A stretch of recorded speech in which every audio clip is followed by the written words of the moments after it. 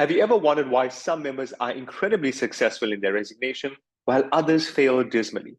They tend to lose in the region of 100,000s, ranging all the way up to millions of rands.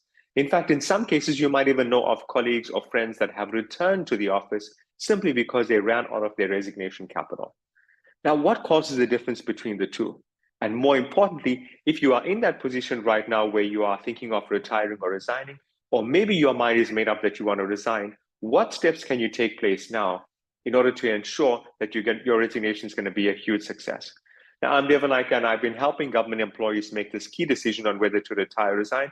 And more importantly, I've been helping members create successful resignation solutions since 2008. And in this video, I'm guiding you on everything that you need to know in order to ensure that you create a solid foundation for your resignation. Now, let's get started. The first thing that I want to share with you is when you take a look at your GEPF statement, at the top of your statement has an estimate of benefits and the date. Now, notice the date on this particular statement says the 31st of December, 2018. Now, because GEPF is a defined benefit fund, the first thing that I want you to do is request a statement from GEPF as at the date that you are actually leaving. Meaning, if you are leaving in 6 months' time, request a statement so that you get your benefits calculated as at the end of 6 months, right? So whatever your date is, you want to do that. And the reason that I'm saying this should be your starting point is the benefit that's here, your resignation benefit on your statement, is relatively a good estimate, right? Even though it says resignation benefit estimated, but it's relatively good estimate. Now, if you are leaving 6 months down the line or a year down the line, your resignation value is going to increase from now up until that time that you actually are leaving. So if you reach out to GEPF and get a statement as at the time that you are leaving, it then means that your resignation value is more accurate. It helps you with your calculations. It helps you to do the things that I'm going to share with you now, make it a lot more easier. It also gives you a more realistic view as to what could take place. Now, let's head over to the iPad and then I'll guide you on a few more important concepts. Now, you want to start having a look at what's the transition, right? What's the flow of money and how is it moving? Now, at the present moment, you have capital that's sitting within GEPF. And you've got two options if you're aiming at resigning. The first option is you could have all of this paid out in cash, right? Meaning you could say that you want to take everything out in cash. Now, in order for me to give you an idea as to how this works, what the implications are, I'm going to use a figure of 6 million Rand, assuming that your resignation value sits at 6 million. Again, you can watch this video the first time around just getting the foundation right. Watch it the second time using your GEPF statement and a calculator and a page and a pen, and then you run the calculations on your own. Now, the first option is if you had to take this out in cash, and I can see it already, you know that the tax implications are going to be significant.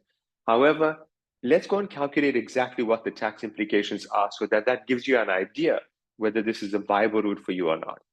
And the tax calculations are done using the tax table that SARS provides us. I'll pull up a tax guide. Remember, as always, when you are working with a tax guide, you want to make sure that you're working with the most recent one. I'm using the one that was recent at the time of me filming this video. So you'll notice here, this is the tax guide. This is the free download from the SARS website. So you can access this quite easily. And you want to scroll to this section. Now, I'm assuming that you are beyond age 55. So you're not yet at age 60, but you are beyond age 55. And therefore, I'm using this particular table when doing the calculation. Now, one other important thing before we continue, you want to have a look at the sector that you are working with, because your sector will determine your retirement age, right?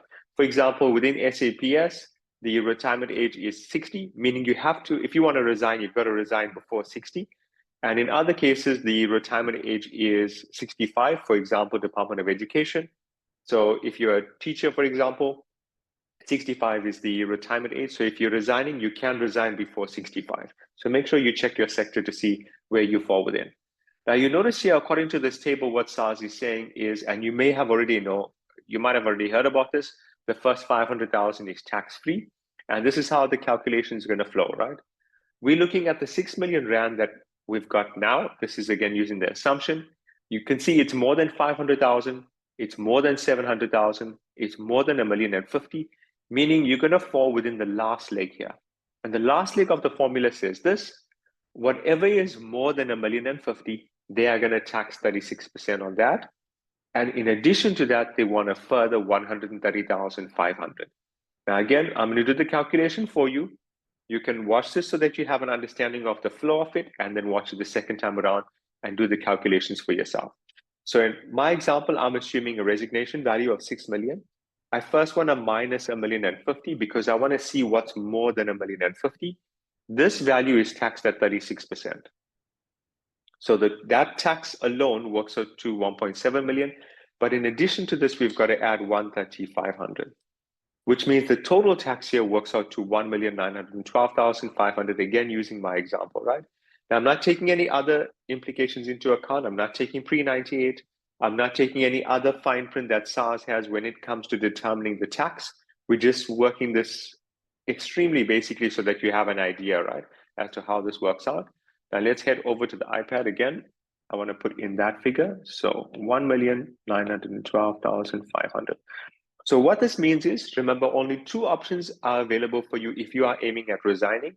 The first option, if you had to withdraw in cash, because it's money paid into your bank account, tax itself is going to be 1,912,500, meaning the amount that you're going to receive after tax would be 6 million rand, this figure here, minus the tax that you're going to pay, right?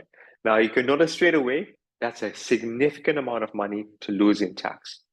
And in addition to that, you have to see the balance of money that's remaining. Is it enough to provide you with an income on it, and how long is that money going to last, right? Now, what's the second option? The second option is this. You could transfer your money into an approved fund. So if you move to an approved fund, the secret I want to share with you is whatever gets paid into your bank account is going to be taxed, and whatever gets paid to the insurance company bank account is not going to be taxed. So notice here, because if you had option for cash, because that money is getting paid into your bank account, this is why you have tax. But on the approved fund, because that's moving to an insurance company, in this case, there's going to be no tax. So no tax on the transfer. So immediately you are saving on 1,912,000, again, using my example, right? Now, that is a huge benefit for you, because imagine what you can do with that kind of money. Again, when you do your calculations, you can see for yourself how much the tax itself works to. Now, you can't stay inside the approved fund because it does not pay an income. But you want to move to the approved fund because that's what GEPF is requesting in terms of the rules. Again, those are your only two options, right? Cash or move to the approved fund. Once it's in the approved fund, you can then come out and you can take up to 1/3 in cash. So you can take up to 1/3 in cash. That 1/3 amount is subject to tax, which I'll help you with just now. Now, if you followed the videos that I had done before, where I was explaining that the gratuity, if you opted to retire, the gratuity is less than 1/3. You'll see in this example, if I'm using a straight figure, the 6 million rand divided by 3 gives me the 1/3. I'm going to calculate it with you, even though it's an easy calculation, so that you know how to do this when you're calculating your figures. I'm taking the resignation figure, dividing it by 3. That gives me 2 million, which means that 2 million rand is what's going to be subject to tax, right? And I'm going to do the tax calculation for you here as well. The same tax table is going to be used. So let's head back over to the SARS tax table. It's the same tax table here that's used. It wasn't used the first time, remember, because now you're transferring to the approved fund. So this is how the tax would work. Again, the 2 million is sitting at the highest. It's more than 1,050,000. So you're now still working on that scale. It's calculated for you. Here's the 2 million rand. We're first seeing what's more than 1,050,000. That's 950,000. On that, SARS wants 36%. And in addition, remember the 130,500. So it means 472,500 is the tax here. Yeah. Now, if the tax is very confusing and you want me to have the tax done for you, you can always reach out. I'll leave details for an email in the bottom of this description so that you can reach out for assistance, right? If you're looking for the easy way to have all of this done for you. So the tax here is 472, but what I want you to look at is the massive amount of savings that you create for yourself.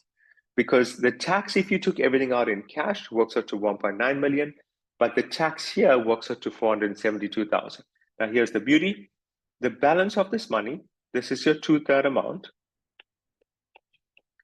that money is going to be invested. I'll talk you through the options now. And because that money is going to be invested and is going to an insurance company, there's no tax. Now, I have done a video for you in order to compare the cost difference between retirement and resignation. Just a quick recap here. You can continue watching that video for the full details. But because you're not taking it out in cash, you are now moving to an insurance company. Excuse me.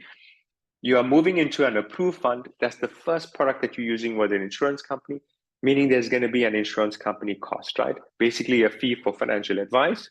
The second thing here is when you move to the second product, it's the second financial planning fee that you're going to get. So what you want to be mindful of is what these two costs are. Now here's the secret. The cost there will be significantly less than the tax. So again, you want to analyze everything carefully. Watch that video so you can understand the full details.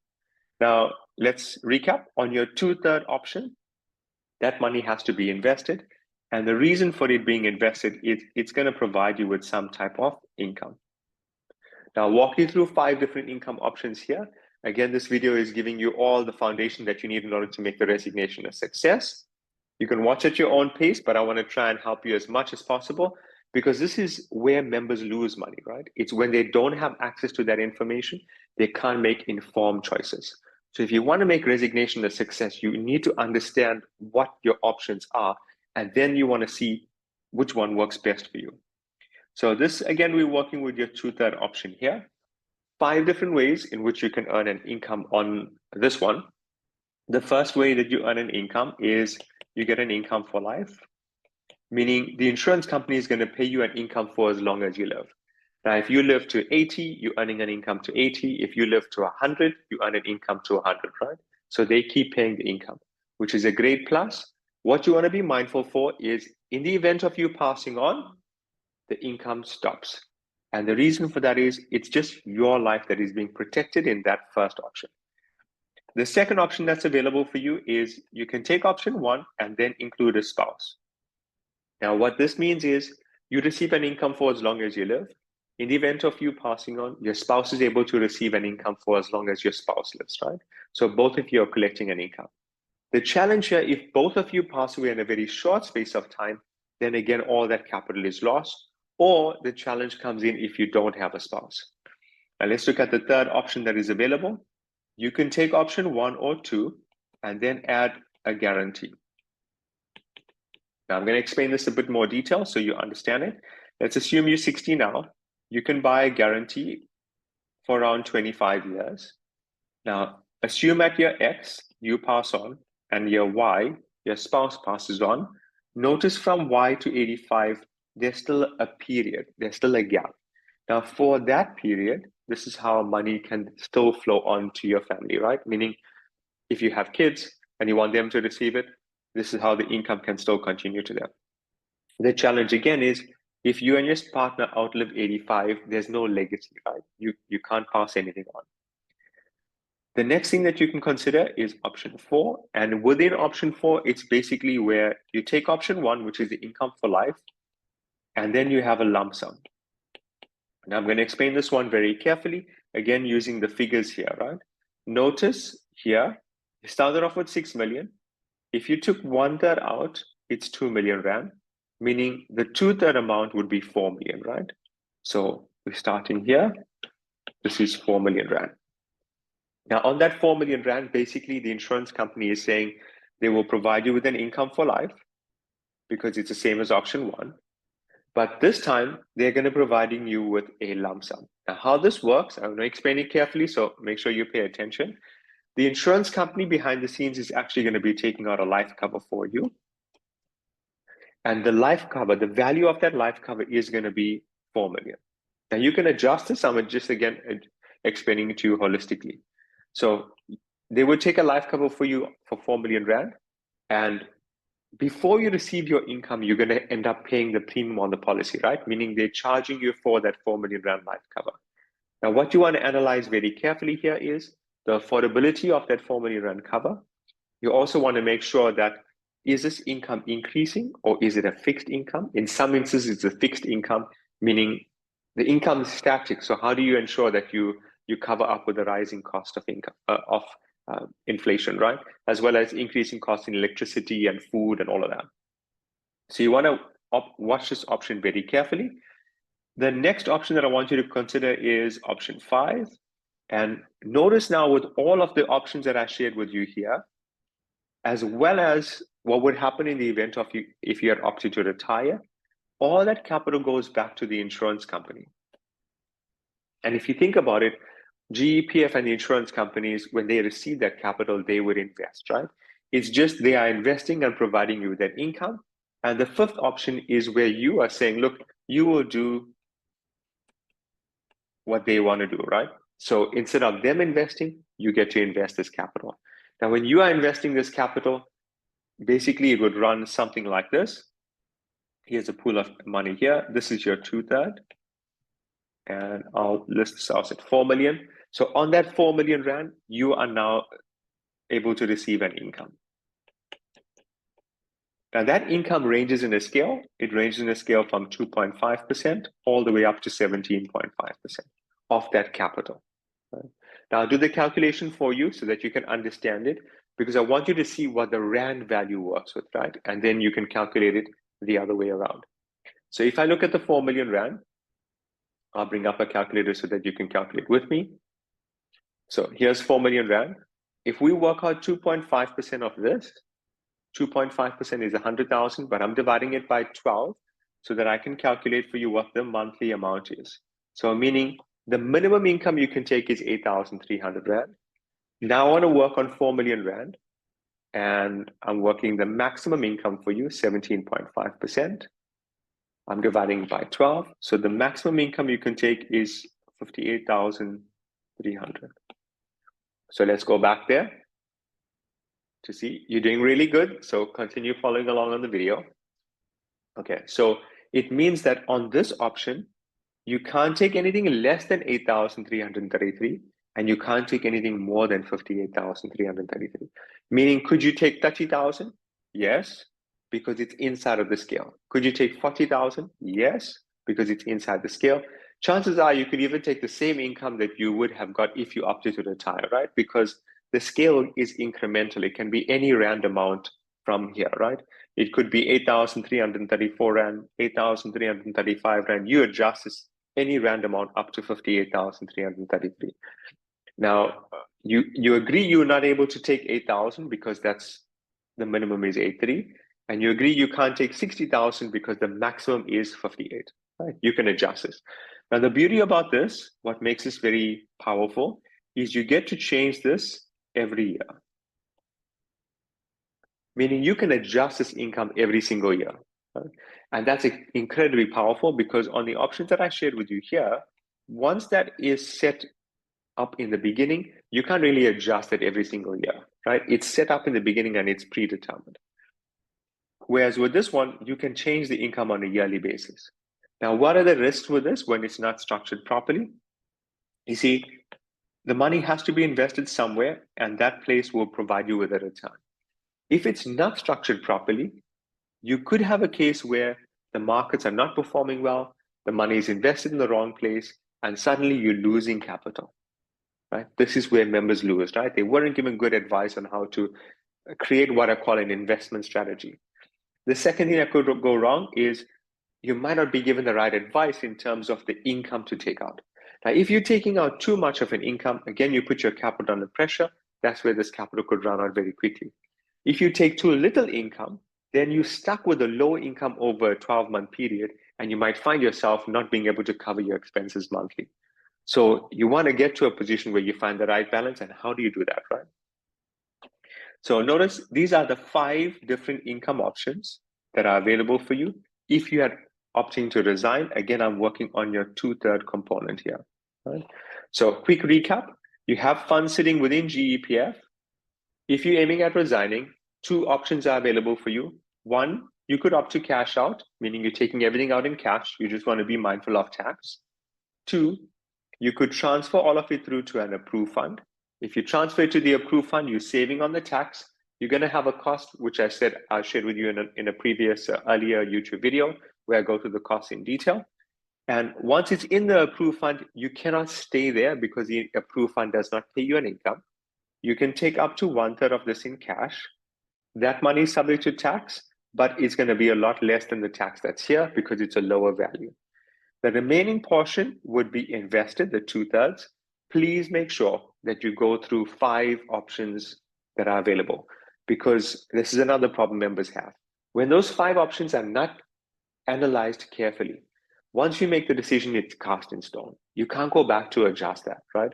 Except for the last option, the 5th one, which allows you some flexibility. Amongst the others, once you decide, that's it, it's permanent. You can't go back. So you want to make sure you're getting the right advice done in the beginning in order to ensure the foundation is strong. Now, remember, when money gets moved over to the 2/3 portion, there's no tax on that money that's transferred. However, just like if you opted to retire in any of the options I've shown you so far, whenever you receive the income, because the income's getting paid into your bank account, that money is going to be taxable. Yeah. Now, the beauty of resignation lies in its flexibility, right? Because there's many different ways in which you can structure resignation to keep your tax to the absolute bare minimum. And you can also put yourself in a position where you can grow the capital, right? And then very importantly, if leaving a legacy is important to you, resignation allows you to do that again if the structure of this is correct. Now, the main challenges that members face is just getting access to this information and unlocking the ability or the possibilities that resignation has to offer. If you don't want to make a mistake and want proper guidance on how to do this, I encourage you to reach out to me. You'll find my email below. And once you send an email, put through your request for the support that you need in terms of your resignation. Tell me as much information as you can, and then we can set up a session. Again, if we are a good fit, I'll reach out to you and guide you on the next steps from there. Now, if you found the video helpful, I want you to comment below. I also want to share with you, right? I also want to encourage you, share this video with other members who are aiming at retiring or resigning so that they have some insights into it. And if you know of members who have resigned in the past, I encourage you to share this video with them. The reason that I'm encouraging you to do that is I want you to see whether those members had this opportunity, whether they were given the right advice in the beginning, right? Because this is where members have lost money, like significant pools of money, and then it again reconfirms it for you. Now imagine if you can structure your resignation properly by getting these things done early. This then gives you the edge. One last secret I want to share with you. Often members tend to leave the resignation planning for the last moment, right? If you want to make resignation a success, you should aim to start this as early as possible. I believe the optimum time to do that is about 3 years before you end up leaving. So you want to give 3 years, and that allows you the best possible time in order to test a few things, right? One, you want to test the financial advisor itself, and you can test, for example, let's say I'm giving you the advice, you can test me in terms of, am I able to save you on tax before you actually get your resignation? Am I able to show you how to grow your money before you resign? So I'm basically then putting the foundation in place for you so that resignation continues at year 3, right? You don't just start it there. You already have built the foundation, you just continue it from there. The second thing you want to do, very importantly, is you want to get your application submitted to GEPF early. Now, if you plan this properly, this is how you can avoid that delay most members have, right? So you might have heard of instances where members resign and suddenly it's taking months or years before they receive their capital. Again, the way to do this is to start your planning early, get everything organized so that you're able to submit your application early, and you have the shortest possible time for GEPF to provide you with the payout. I have also shot a video on that, on what you can do in order to ensure that your GEPF payout is early. So make sure you watch the YouTube series in order to gain more access to the info. If you found the video helpful, please click the thumbs up sign so I know I'm on track. And again, I look forward to hearing your comments. Post and share with me what areas you're needing support on. Is there something that I explained to you that you need more information on? And post comments below.